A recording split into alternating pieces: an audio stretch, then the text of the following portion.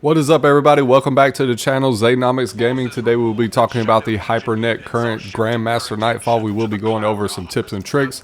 I'm going to try to get through this pretty quickly because I don't like making videos too long. I know I have a trend of that, and I'm trying to actually cut that down. Now, first and foremost, for me, this was my actual first GM run of this Nightfall, and I decided to use Stasis, given the fact with all the ads, and I always have to use the LFG to actually complete these Nightfalls because typically I don't have friends like that online, so I needed to cover all my bases, and Stasis does a very good job at slowing down opponents and also controlling the unstoppable champions. Now, we can use the new strand subclass Silk Strike and use those abilities, but that allows you to get up close and personal with some of those enemies, and I didn't want to take the chance. You know, with these you want to try to complete them and actually succeed in them, because as you know, once you're all white, you have to start all over again. And that is very difficult, especially with, you know, the fact that you have to go and do LFG. So first and foremost, for my loadout, I am using Tiger Spite as my overload weapon. It is a auto rifle.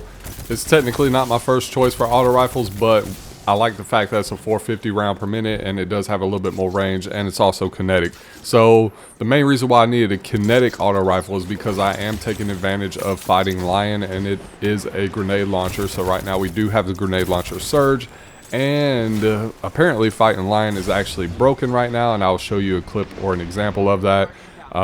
For the elites and the miners, it is doing a substantial amount of damage, way more than is intended. And then also too, it's technically a spoiler, the final boss is actually apparently coded as a miner, so I'm able to knock out roughly 72 to 80,000 per grenade shot, which is very, I don't even know the term for it. It's very mind-blowing to actually see and witness, especially since the main thing with this weapon is it is a primary.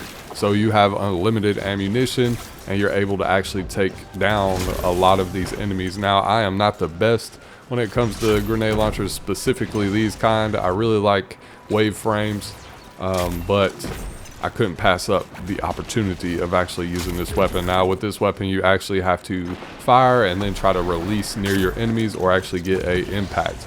And, you know, in some of the gameplay, you'll see where I'll actually miss some of them. But, you know, I try to do my best.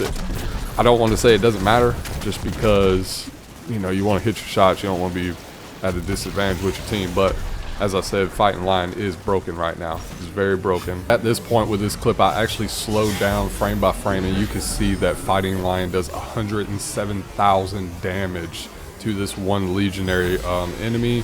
And now apparently Fighting Lion is only busted for miners and elites, like I said previously. So with majors, you know, you'll still have a tough time with them, but for a primary grenade launcher to do more damage than a heavy or a special grenade launcher is monumental in actually getting through the strike. There are tons of void shields, and you know, I couldn't pass up the opportunity, like I said, actually using this. I don't know when Bungie will actually patch this, or if it's actually been patched 100% already. I have not seen anything in TWAB or anything like that regarding Fighting Lion, but definitely take advantage of it while you can. And that's the main reason why I'm using a kinetic auto, because I wanted to use my exotic for Fighting Lion. And now with the grenade launcher Surge, we're also taking advantage of using a heavy grenade launcher as well. So we're pretty much double dipping, so to speak. I'm using 2 grenade launchers and then a auto rifle, and then the slow abilities from Stasis actually help me with the unstoppables, and then the auto rifle with its increase in range helps me with the overload champions. Now, jumping forward, I want you guys to get into a process of anytime a arc cranium drops, please pick it up. It will be a crucial part of this strike come later on when you go to the sparrow, but to get into that process, I prefer you guys to just pick up a cranium every time you see it and take it with you to the next boss room. That way, when you get to the sparrow point, it becomes second nature to you, and you will pick up those arc craniums and actually use them for the sparrow part. Now, once you make it up until this point, you definitely want to try to kill all of these scorpion turrets on those monuments before you actually make your way to the next section, because right here you will have to fight a Tormentor. The Tormentor is very tanky. He does take a lot. He has a lot of health. I'm just going to say it like that. The Tormentor is such a big boss that you actually get 2 revive tokens once you defeat him. And after you do so, you will move on into the Vex Network. Now from here, you you basically just want to play on this ledge when you are versing this Tormentor. You don't really want to go nowhere else. I recommend having somebody at times maybe scoot off to the side. If you have an invis or you're very good at just running, you can actually run around the map and the Tormentor will follow you, and then the other two teammates will actually sit up on this ledge and take out most of his health. Now, like I said, once you complete this portion of the strike, you will get 2 revive tokens from the Tormentors. There will be a couple unstoppable champions that spawn in here. Don't be worried about them. Definitely take out all of the ads that you can first before approaching the Tormentor. He cannot jump up on the ledge, so to speak, so you're pretty much safe up here, and that's where I would advise you and your team to stay at most of the time. Now, he can jump up on the ledge and do like a quick slam, but for whatever reason it's not enough to actually one-shot you. And you can see in the background gameplay where I've actually stayed on the ground, I kind of just manipulate him a little bit and get him to move around a lot. And as well as, if you look in the background gameplay, he does jump up there, but then he immediately jumps back on the ground. So I'm not sure if that's a bug or not, or if that's intended, but you will do just fine as long as you take your time with this section. And then, like I said, you will get 2 revive tokens just from killing the Tormentor, and you can actually get up to 4. So I believe there's 2 unstoppable champions there as well. So as long as you clear out all the ads and then take your time with the Tormentor, you'll be just fine. Now, moving on from there, you will enter the Vex Network, and once you come in, you are met with a ton of blights that are shooting. You will also be met with 3 unstoppable champions, but all you have to do is stay up on the ledge and work one of them at a time. You don't have to rush down to the bottom and actually try to take them on face to face. You want to play it slow here and just navigate the main course. Now, fast forwarding a bit, after you defeat these 3 unstoppable champions, you will jump down on these ledges and actually follow through. Now, with these shadow blights, you can get one shot. I know you've seen in the background gameplay, I didn't get one-shotted out of that one. I'm not sure why. This strike is a little bit buggy. You know, there's been stuff going on at Bungie, but in most cases, I have been getting one shot with them. So please be advised that what you decide to do, and try to avoid them if you can. Now, one of the main reasons why I'm running stasis is because of the silence and squall, and that allows me to have a lot of crowd control, essentially, especially since the super actually moves around on its own. I don't have to do anything. I can pretty much just stay in cover. Now, at this part, you want to destroy all the blights, and you don't have to use the arc craniums, though at the time of the recording of this video, I was not aware of that. You do get 3 arc craniums in this room, so if you do use one, it is okay. Your weapons can actually destroy these blights. All you have to do is shoot them. It does take a little bit of time compared to the arc craniums, but it is doable. Now, when you do have that one last arc cranium from this room, when you go up and you shoot into the next area of this strike, you want to shoot one of those shadow blights. I call them shadow blights. They pretty much just shoot the blights like you see right here, and that allows all of the shadow blights to disappear for the sparrow part. If you forget to take a arc cranium across the way, you will have to deal with all of those blights shooting at you while you're doing this sparrow run, and it is very difficult. I've had it happen to me through other runs, and it almost spells certain death. So that's why I said at the beginning of the strike, you definitely want to take an arc cranium with you every chance that you get when you are in this strike, even if you don't necessarily need it, because at this point in the strike, if you forget to get an arc cranium, this portion of the strike pretty much spells certain death for you, and you will have to restart the strike if all 3 of you die. And basically what I'm really trying to say is, you want to develop that process when you're doing this strike. That way you don't have to worry about it. Now, essentially the way the strike is supposed to work is one person is supposed to make it to the other side and pick up this arc cranium on the right and actually destroy the shadow blights. That way the rest of the team can come across. But apparently it's bugged right now. So if you have the opportunity to grab an arc cranium from the previous room and do it before you have to deal with the sparrows, I highly suggest it. Now, moving on to this next room, you will see a lot of these take-in grenades, is pretty much what I call them, and you can actually shoot those before you carry on. If you run past them, they will go off, and usually the teammates that are behind you will actually be the ones that actually die to them. So you don't want to do that. You don't want to cause any form of sabotage or anything like that to your teammates, especially if you're doing LFG, because they'll be upset with you. And then on top of that, you gotta go back and revive them. You know, the main goal with this is to actually complete it and get that achievement or that triumph if you haven't already. Now, right before you get to the boss room, you will have to clear out these shadow blights. You will have 2 overload champions that spawn here, and you will also have 3 ogres spawn once you get halfway through destroying those blights, and you do destroy them with the arc craniums. The ogres are pretty squishy, so all you have to really do is just pop a super here or there and just stick with your team and use great communication. And what I mean by great communication is just having each other's backs, just pretty much just staying together, understanding when one of them is hurt. You know, obviously you can see like my fella right here, he has an exclamation point above his name, so I know he's wounded. I need to stick with him. The Titan has ran off to the other side. He's gonna dispose of the enemies, and I'm gonna sit here with my teammate and actually wait until he's good to go again.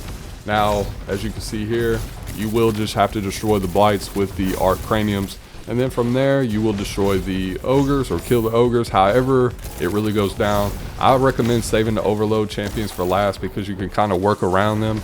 All you have to do is just play to your advantage and stick with your team and use the columns in this room as protection. So that would be the easiest way to actually complete this room. And as you can see here, the ogres died pretty quickly. And then from there, once you kill the champions, you will make your way up to the boss room. There will be like a gravitation lift, and it will take you to the next area of this nightfall.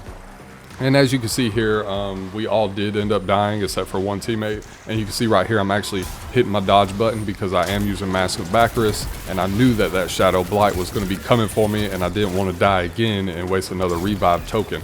So all in all, with these group of people, we did a pretty good job, especially since this was actually my first run of the week of actually doing this nightfall.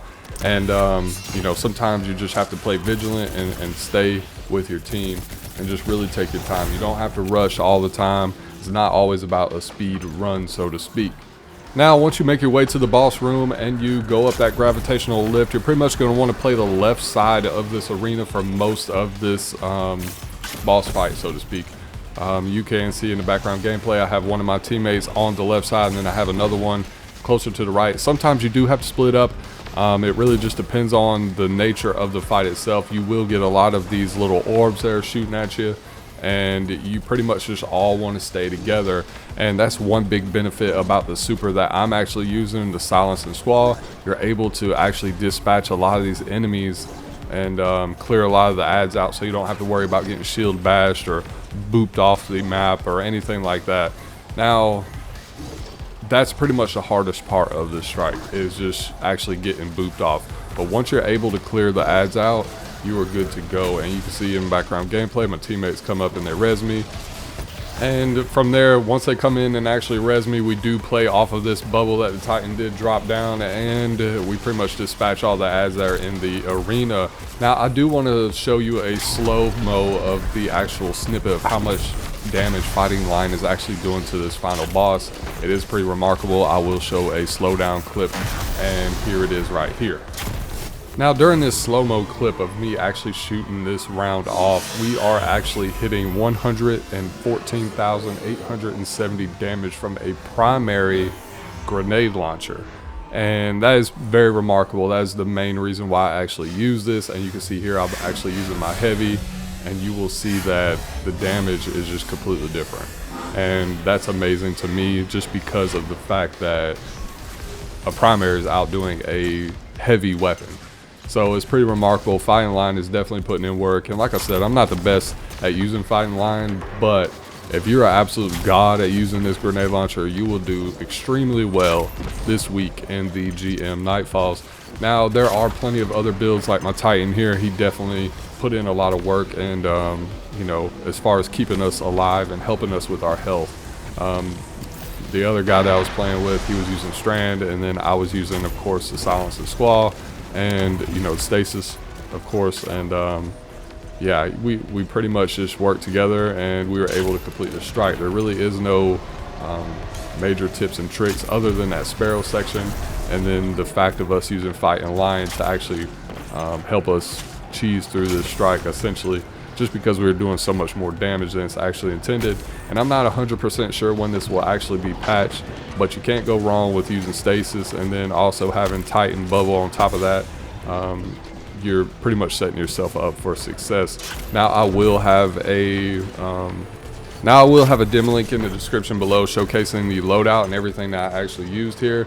It will have the aspects, fragments, it'll have the weapons and everything. And as far as the kinetic and the heavy go, you can pretty much use whatever you want. Like I said, I was just pretty much taking the benefit of using Fighting Lion. Since it's a primary grenade launcher, we get a 25% bonus damage because of the surge, as well as we are taking advantage of volatile flow, and then with the ability of being able to slow a lot of opponents down with stasis. It really worked in my favor this time, and this was actually the easiest strike that I have done with Grandmasters. And I know that sounds kind of shocking, especially with how new it is, but I kind of have to give it the benefit of the doubt because we are using some stuff and kind of cheesing it, so to speak, especially with the sparrow part. And then, like I said, with Fighting Lion was just putting in work, and I don't even have the catalyst for it yet. Well, I have the catalyst, but I just don't have it completed. And then, like I said, I was using Mask of Baccharis because I was able to get out of the way very quickly if I needed to, and then on top of that, it helps slow targets. Unfortunately, I was not taking advantage of the arc ability. I probably could have. I could have used Wendigo or something like that, or another arc heavy grenade launcher, and taken advantage of that as well, but I wasn't. I was just trying to go in blind and see what we could come up with. And like I said, this was the first strike this week. But yeah, you guys need to give Fighting Lion a chance, and definitely try to go through this strike. It's definitely easy to do. It's not too hard. You pretty much just have to play to your best abilities, and don't give up. If you are playing on LFG, because I play on LFG all the time, I LFG pretty much for everything. I meet new people all the time, and one thing that I can say is there's some bad apples here or there, but there's a lot of good people out there. So don't give up. Even if you get your first bad one or you don't complete it the first time, definitely just try. Just keep trying. Don't give up. You will get there. And like I said, if you are around and you want to go through, or you need some help or anything like that, please let me know. Leave me a comment down below. I greatly appreciate it. I hope you all enjoyed this video. If you found this video informative or you enjoyed this content, don't forget to like the video, and also consider subscribing to my channel. It's a free way to support me. We do weapon reviews here. We do minor guides like strikes and stuff. I don't really dabble with guides too much with raids, but maybe in the future we will. And we have some pretty fun videos here or there. I like to do toxic videos too, see how toxic certain builds are, and of course we go over any type of game breaking news as well. So definitely stick around, and I hope you all have a wonderful weekend. I will see you all in the next video.